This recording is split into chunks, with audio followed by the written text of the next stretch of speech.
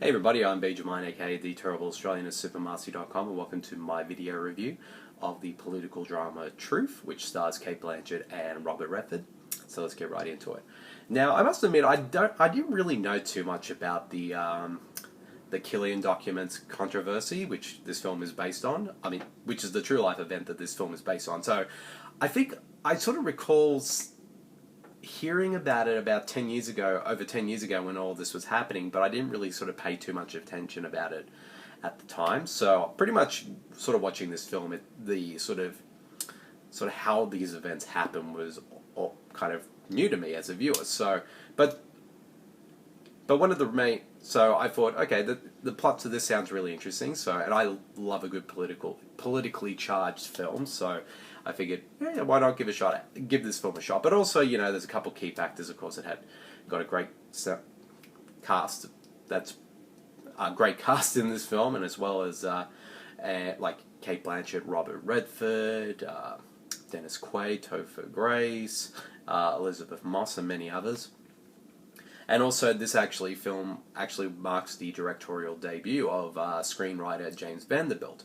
Now, if you don't know who James Vanderbilt is, he's sort of a very prolific screenwriter in Hollywood. He's written or co-written many films over the years, like the Amazing Spider-Man and The Losers and Basic, but probably his most prolific but still is his writing David Fincher's Zodiac, which is probably his best known work. So this is him, you know, sort of tackling directing for the first time. And I have to say, I thought he did a really good job at this film. Like, his direction isn't flashy by any means necessary, but he knows how to sort of keep the viewer engaged with everything that's going on in this film, because I found the story really riveting. I suppose since I wasn't familiar with the actual events, since I wasn't, so everything that sort of happened in this film was compelling to me as a viewer. And as it sort of went along, as sort of the story, kind of the twists and turns of the story was coming along, it just became really fascinating to me. And how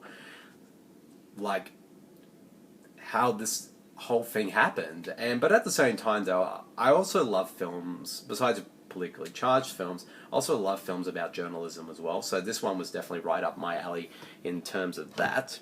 So, and I love it when sort of, because in a way, films about journalism or journalists and whatever, I should say, are kind of like mystery films in a way, because it's them trying to uncover the truth of things that are happening in the world. So that, in that regard, I found really compelling, and of course, and like, it's not very subtle when it comes to sort of its themes and all that. You can definitely tell James Vanderbilt definitely has something to say in this film.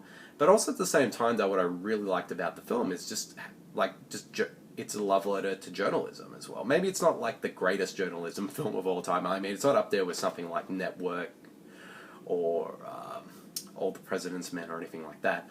But to me, it's still a really strong one, and it helps that it has a great cast ensemble. Cate Blanchett is once again fantastic. She plays the role of Mary Mapes, who of course was the producer of 60 Minutes, who was spearheading the Killian documents story.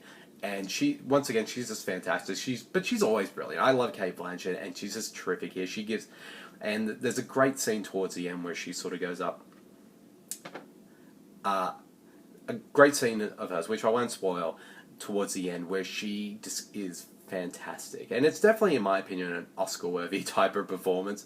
She probably won't get nominated because, you know, she has another film out that she's getting more buzz for, but any other year she would definitely get a nomination for this one for sure. And Robert Redford is really good because he, in the film, plays Dan Rather, and even though he doesn't look anything like Dan Rather at all, but at the same time, Redford is still really good, and he brings a gravitas to the role, and that's probably what the role needed, because Dan Rather is probably one of the greatest newscasters and journalists of all time. So him stepping into the shoes of Redford, stepping in the shoes of this man, just adds a bit of more weight to his performance. But also the supporting cast: Topher Grace, Elisabeth Moss, Dennis Quaid, are really solid. And also, what I really didn't realize is that this film was actually shot entirely in Australia.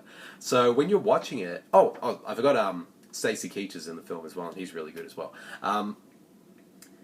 The film was shot entirely in Australia, so a lot of the sort of the supporting cast are actually well-known Australian actors. You've got Martin Sachs,